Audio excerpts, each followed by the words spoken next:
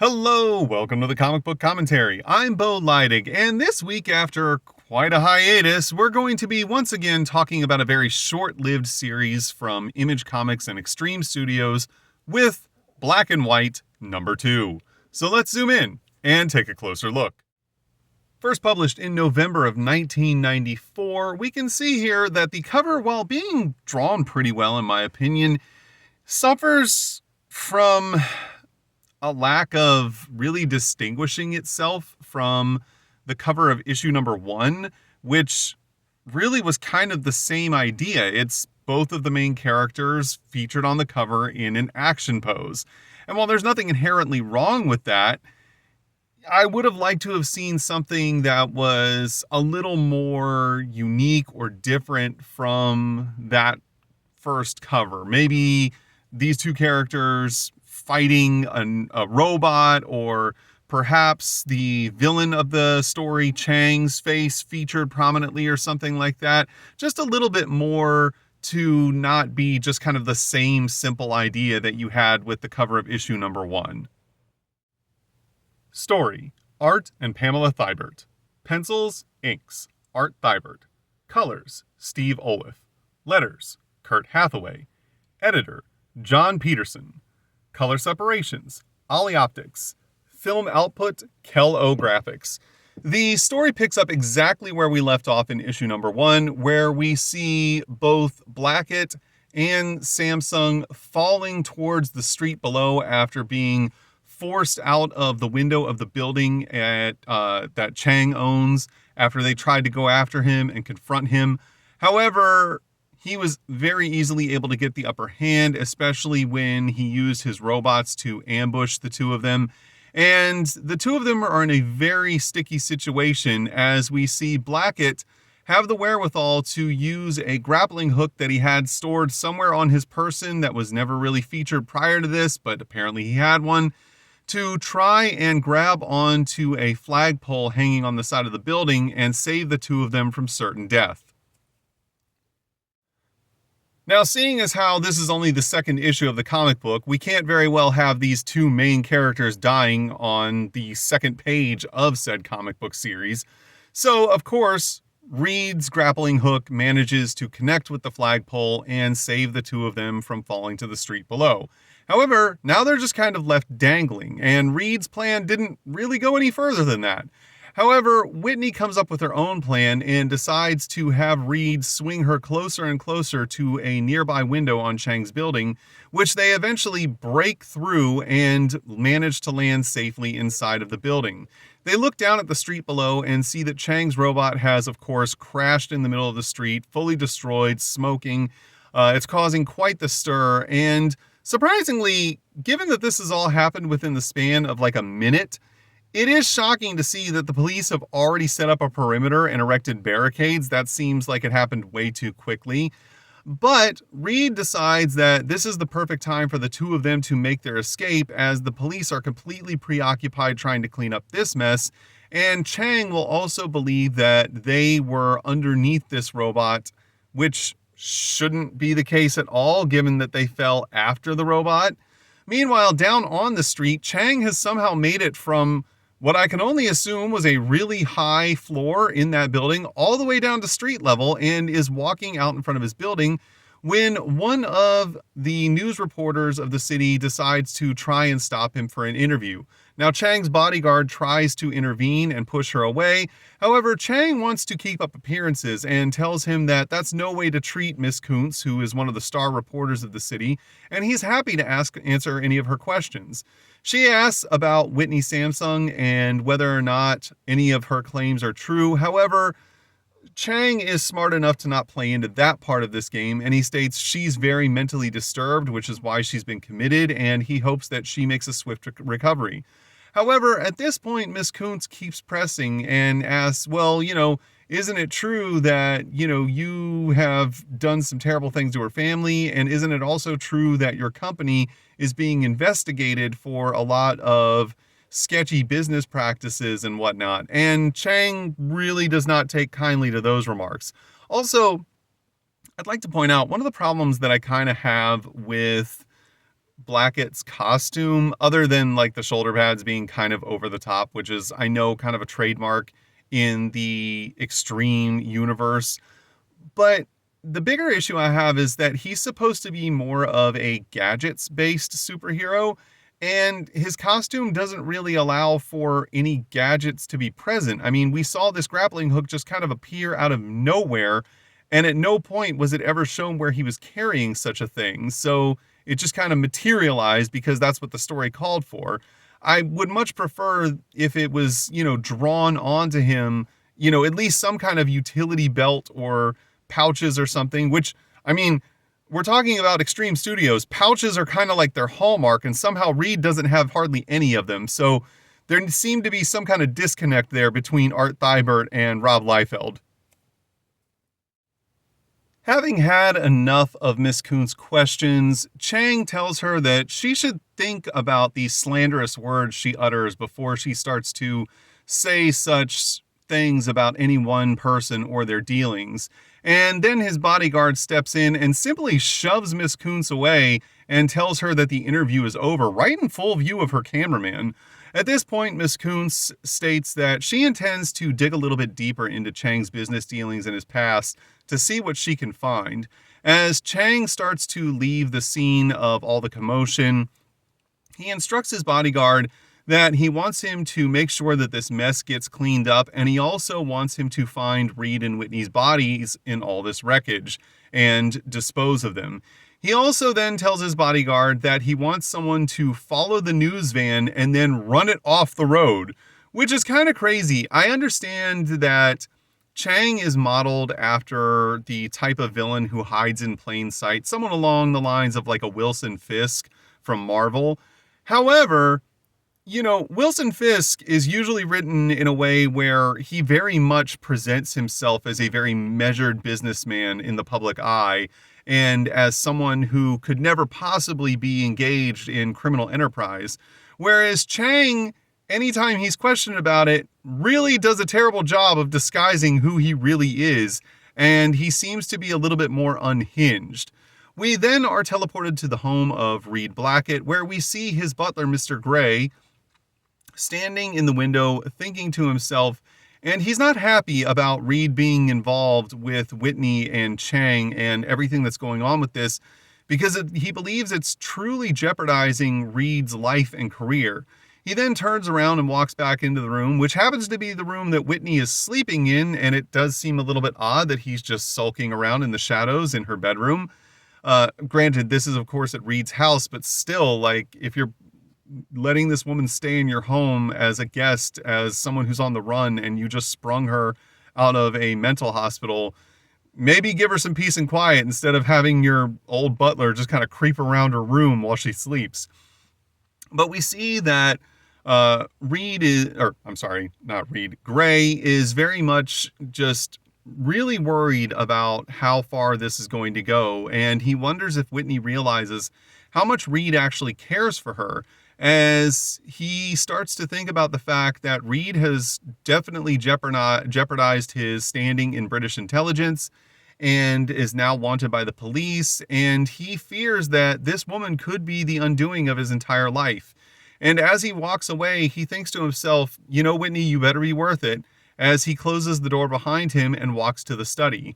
Above the fireplace is a large portrait of Reed's father, and Gray looks up at it and states, that boy of yours is more like you every single day. I just hope it doesn't get him killed.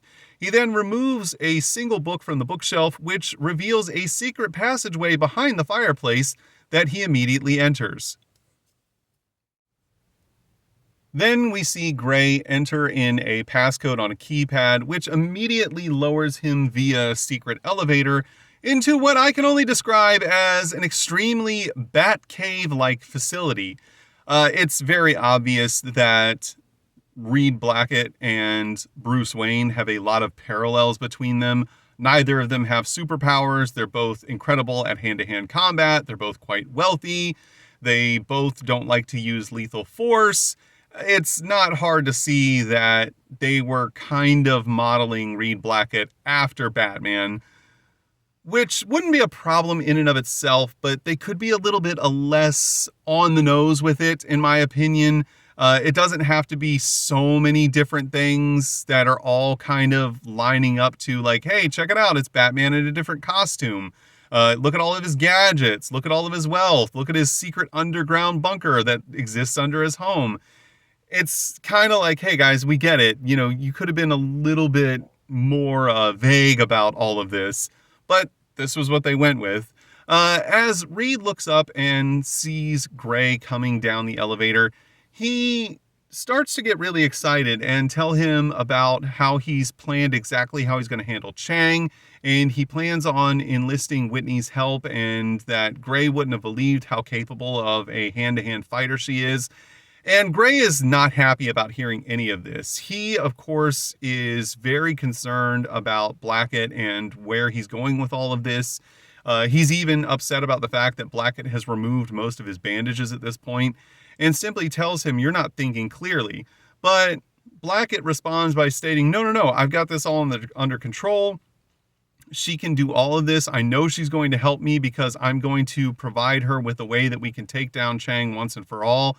But Gray fires back, stating, you're just becoming a vigilante at this point, and this is not who you are. You work for British intelligence, and as a spy, you're serving Crown and Country, whereas with this, you're just becoming the judge and jury of a criminal enterprise, and you're going to get yourself in some real hot water. However, Blackett responds by stating, look, we've done this kind of stuff before, and we've never let the law get in our way. However, Gray is not having any of this whatsoever. He says, no, we were following direct orders from our government when we did those things, not just taking the law into our own hands. However, Blackett states this isn't about the law, it's about justice, and he plans on making sure that Chang finally sees it. We then see that Whitney is asleep, but is beginning to have a nightmare as she starts to utter things like, no, please, not again. And we also notice, if we pay close attention to some of the video screens, that Blackett is watching Whitney in her sleep on closed circuit cameras that are in her bedroom, which seems all levels of inappropriate, even worse than Gray sulking around in her bedroom while she slept. I mean, come on, guys, give the woman some privacy. This is kind of crazy at this point. We're then teleported into Whitney's dream as we see her as a young child walk into a room that is on fire with Chang standing over her father who is tied to a chair. She simply stated that she woke up and wanted some water, but her father quickly screams at her to run as fast as she can. However, Whitney, being the person that she is, even as a young child, tries to help her father and attacks Chang, burning him on the face with a torch. However, she of course is no match for Chang and his men and is forced to flee as the entirety of her home and family are burned. We do see, however, that she did cause a fair bit of damage here to Chang's face, which is, I guess, the reason why he has the metal plate on the left side of his face. However, you may notice a problem here. His entire left half of his face is burned completely off. That plate only covers a portion of his cheek, around the temple, and just above his eye on the brow. There is literally no way that should be enough to fix this level of damage that we see here, where half of his face is completely gone. We also see that Whitney started out with black hair at the beginning of this, but we see her depicted as having white hair as she's running out of the building. I guess maybe this is the origin of why she has white hair, even though she's only in her 20s. However, it doesn't really make sense. There's no real, depth of storytelling here. It's just, hey, it was black and then suddenly it was white. No real explanation past that. Sure, whatever. We then hear her scream daddy as both Gray and Blackett wonder what's happening.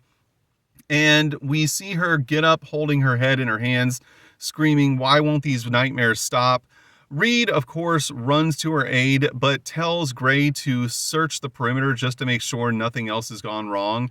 As he bursts into her room and asks what's wrong, Whitney is sobbing, stating that the nightmares never stop. Every time she tries to sleep, she just keeps seeing her family murdered and is plagued by the guilt that she could never do anything to help them. and that she just had to stand by and watch Chang burn her whole family alive. Reed sits down next to her and tries to console her, stating that, she was only 10 years old when that happened, and that there was absolutely nothing that she could have done to stop Chang and his men from perpetrating such a heinous crime, and that she shouldn't be wallowing in that type of guilt. And, she has to let that go if she ever wants to move forward, because she's not the one to blame for any of this, which is a fair point. It's understandable to see that Whitney would be so overwhelmed by the fact that she couldn't help save her family. But at the same time, the idea that she as a young child was going to be able to fight off Chang and all of his goons is completely, outlandish. There's nothing she could have done.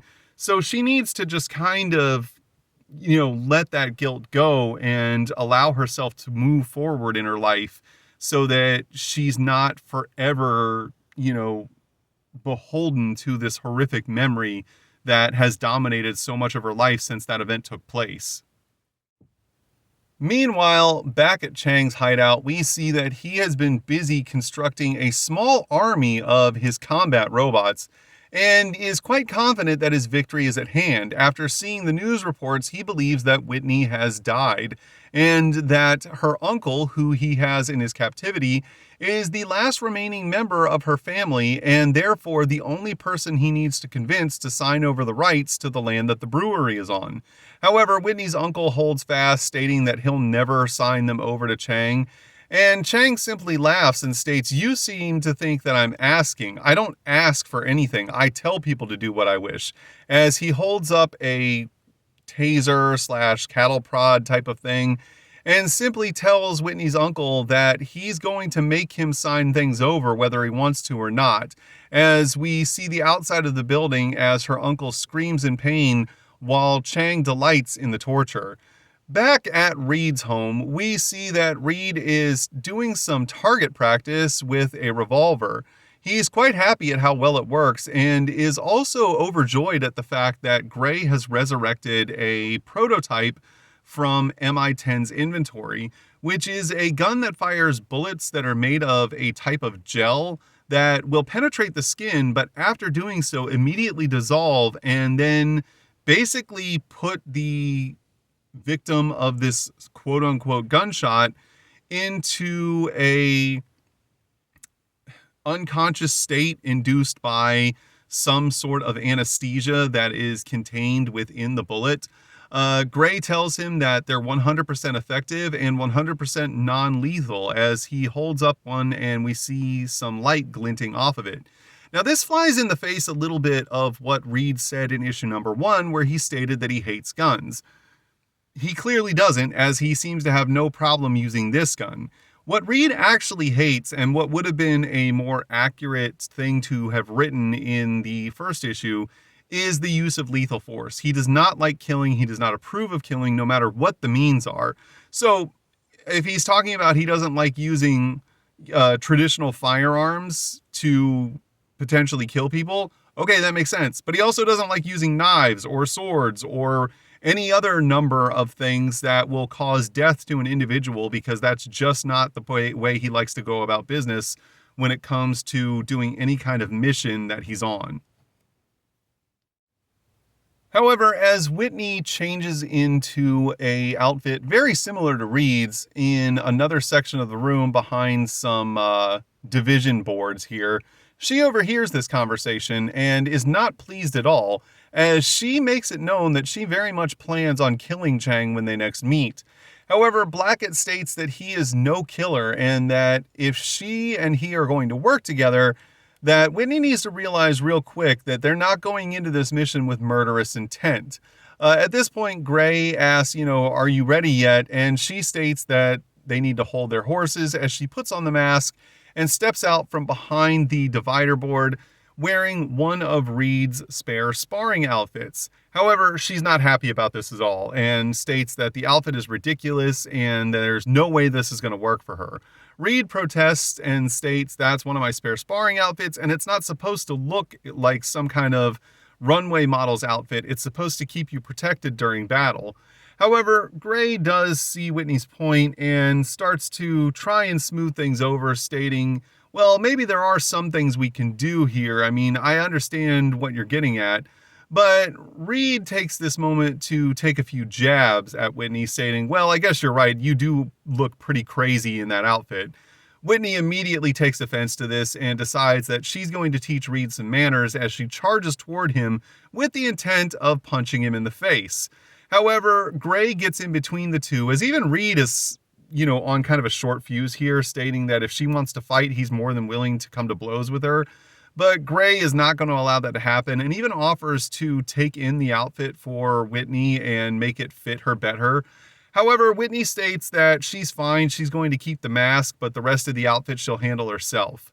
Later on, as the three of them are sitting in Blackett's office, Reed hands Whitney a file with all of the information that MI10 has on Chang. And this only makes Whitney a little more angry, as she asks if MI10 has all of this evidence against Chang, why is he still free? But Reed explains to her that while they do have all this evidence, they don't have a way to make any of it stick, as Chang is actually really, really talented at covering his tracks and making sure that none of his criminal enterprises can be tied directly back to him. At this point, Whitney states that she doesn't want to hear any more excuses. She wants to do whatever it takes to make sure that Chang can't hurt anyone else. And Reed agrees and tells her that they're going to take care of Chang in the very near future. We're then teleported to the Kamasaya warehouse where Chang has been building up this robot army once he took over this facility after destroying the brewery that Whitney's family owned. His men are all posted outside, and there's a lot of firepower guarding this building. Inside, Chang's foreman tells him that the last of the robots is being loaded up to move to another location, and that the rest of the building has been wired with C4 explosives to blow it up once they leave. Chang is quite pleased by this, and one of his guards asks if they should go ahead and dispose of Whitney's uncle. However, Chang says he wants to keep him around for a while as he plans on torturing him more, and that despite the fact that he, hates Whitney and her family, he will actually be a little bit saddened by the feud between their two families finally being over once her uncle is dead, keeping in mind that Chang still believes that Whitney is dead as well. We see that some of the men that Chang has guarding the building are keeping an eye out, keeping their guns close, reporting in. However, after one reports in, Whitney jumps up from behind, wraps a wire around his neck, and then slices his head clean off in a single pull of the wire. As his body falls, Whitney thinks to herself, I'm sorry, Reed. I know this isn't what you wanted, but I'm not taking any chances. I'm going to make sure that Chang's criminal enterprises end right here, right now, once and for all. And that means using any tactic and any means necessary to do it. We then see Reed sneaking up on one of the guards and getting the jump on him, punching him across the face, knocking him down, and then shooting him with one of the anesthesia bullets. He then states over the radio to Gray that these things better work, otherwise he's just become a murderer.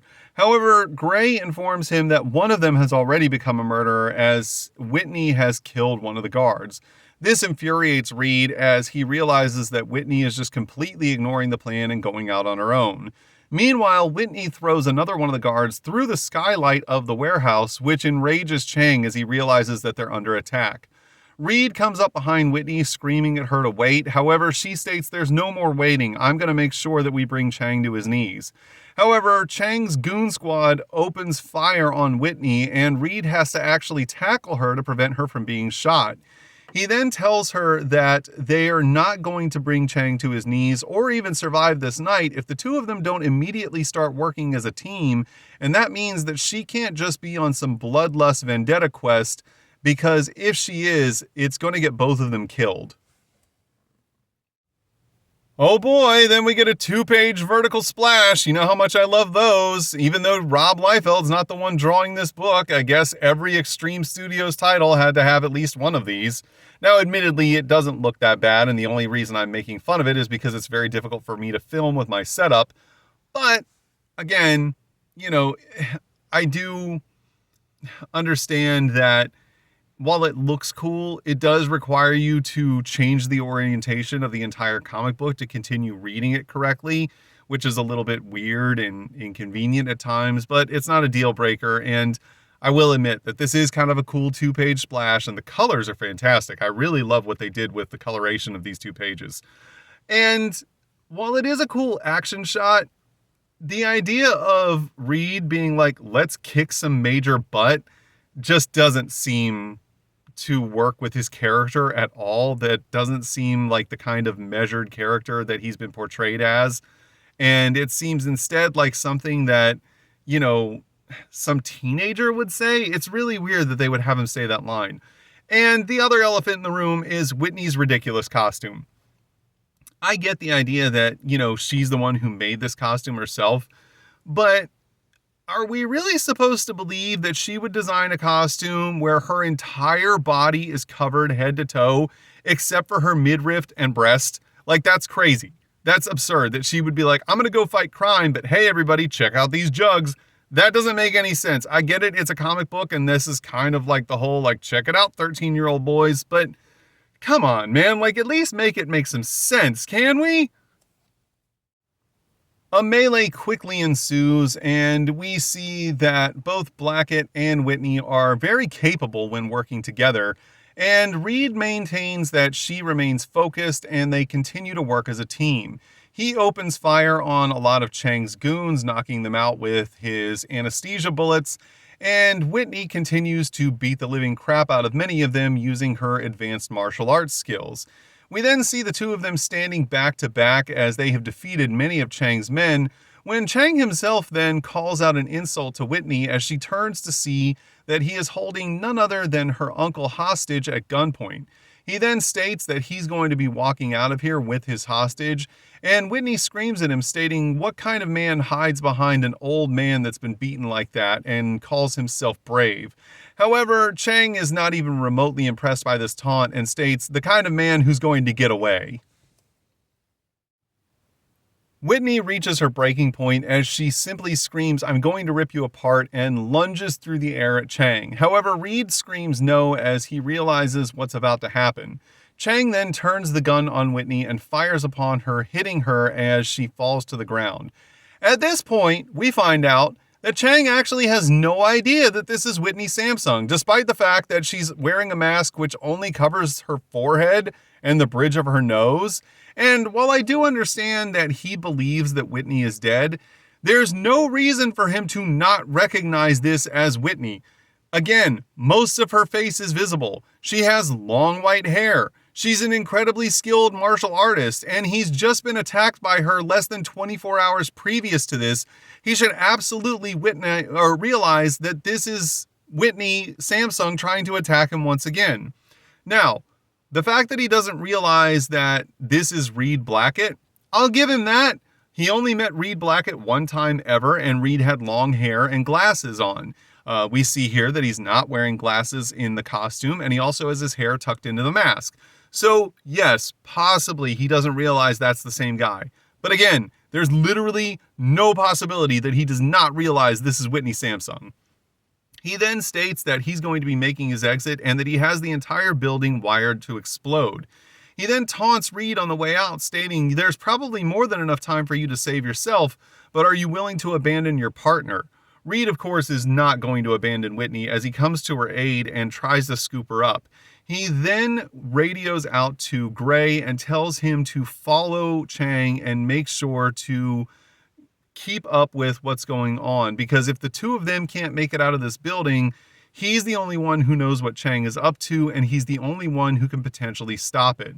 Gray doesn't like this plan, but obeys the orders of Reed as he follows Chang's limo down the street.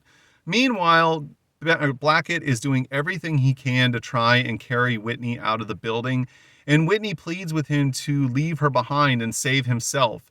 But Reed states, "No, we're partners and I'm not going to leave you here to die." However, we then see the entire warehouse explode in a huge fireball as we hear Gray scream Reed as he looks back and states, "I've lost them both. Whatever will I do now?" as we reach the end of this issue, coming into the third and final issue of Black and White at a later date. We then get to the letter section, which is called "And Red All Over," except red is spelled in the sense of read like I just read a book, not red the color red. See what they did? It's a pun, folks. Real fun stuff. Overall, there's not a ton of unique letters in this, which is unfortunate because there's 4 full pages of letters, as you'll see in just a moment. As we reach the second 2 pages of letters, we are treated to one piece of reader-submitted artwork from someone by the name of Dawn Rodriguez from Topeka, Kansas. It's actually not too bad. The bigger surprise is that it's a full-color image that was printed. Most of the image titles of this time only printed black and white fan-submitted artwork, so it is kind of a unique little surprise to see a full-color piece of artwork printed. Now, there weren't a ton of letters throughout all of this that I found super interesting.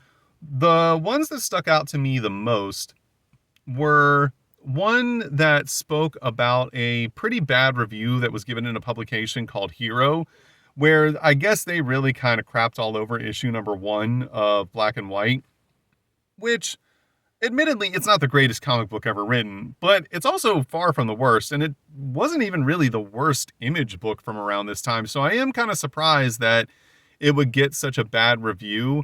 And of course, the reader who talked about it didn't agree with it, nor did Pamela Thibert, who was the one responding to all these letters. Why would she? It's her book. But they do also talk about the fact that Black and White was fully intended to become an ongoing series. It was even picked up for ongoing series publication by Image Comics. And I have yet to find out exactly what changed. Obviously, the only issues of Black and White that exist are this 3-issue miniseries and a 4th issue that existed, I don't think, as the intro to an ongoing series. It might have been a one-shot, but that was it. It just ended after that. I'm not entirely certain what happened or why this was. Again, Black and White's not the greatest title ever, but it's far from the worst, and I don't see why it couldn't have been adapted into an ongoing series. I mean, there was plenty to work with there, there was plenty to work with there in terms of the way they were writing this. Personally, I would have done things different, but I'll discuss that in my video on issue number 3 in the future. We then get a big 2-page ad for Youngblood. If you'd like to know more about Youngblood, you can check out my Youngblood playlist.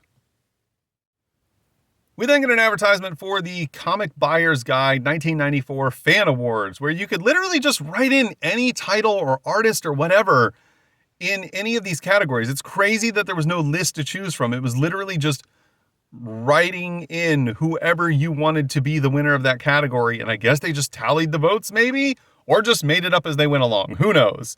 And then we get an advertisement for Shadowhawk Vampirella Creatures of the Night crossover. I have not ever been able to find all of this crossover. I think I maybe came across like a single issue of it one time. I really do want to find this so that I can make videos on these books. Vampirella is not a character I've ever been super into, though I do appreciate her for what she is. But of course, being that this is a crossover book that involves Shadowhawk, I'm very interested in that. So hopefully one day I'll find this entire series so that I can start making videos on that as well. On the final page of the book, we get an advertisement for Mike Grell's Shaman's Tears. As I'm recording this, I only have videos of Shaman's Tears number 1 and 2, but they are in a playlist, and if you want to learn more about Shaman's Tears, feel free to check them out. I'm going to keep making videos about that. I don't have every issue of Shaman's Tears. I'm trying to hunt them down so I can finish out making videos on this entire series, so stay tuned for that in the future. And on the reverse inside cover, we get an advertisement for ordering autographed copies of Black and White Ash Cans and Black and White number 1 for both $20 and $25 that you can mail away for. I really feel bad for anyone who in 1994 spent $25 for an autographed copy of Black and White #1, considering that A, $25 was a lot more money back in 1994, and B, they spent that much money on an autographed copy of a comic book that very few people actually remember, and even fewer people actually care about. And that was Black and White #2, and it's okay. It's not a great book. It's not a terrible book. It just exists. The artwork, I feel like, is actually one of the stronger points of this book. Art Thibert draws Rob Liefeld's artwork far better than Rob Liefeld ever did. His anatomy is way better. His proportions are way better. He draws backgrounds in like 80% of the panels in the book, which I'm a huge fan of. Anyone who's been watching any of my videos for any length of time knows that I am a big proponent of backgrounds in comic books. But the story is a little lackluster in places. It seems like they prioritized action over exposition in a lot of places, which isn't always a bad thing, but a lot of these characters' backstories and motivations isn't like fully fleshed out. I mean, obviously Whitney's is, but there's still so much we don't know about Reed, and honestly, there's a lot we don't know about Chang's backstory. And I feel like overall the story would have been stronger if we had more information to go on. Keep in mind, it's not done yet. There is still one issue left in this miniseries, so stay tuned in the future for that. And keep in mind as well that these are just my opinions. Your opinions may be completely different. You might have thought the story was perfect. You might have thought that everything that was done inside of this book made perfect sense and didn't need any changes at all. And if that's the case, it's okay, because everyone's entitled to their own opinion. If you enjoyed today's video, please feel free to like, comment, and subscribe. And thanks for stopping by. Have a great day.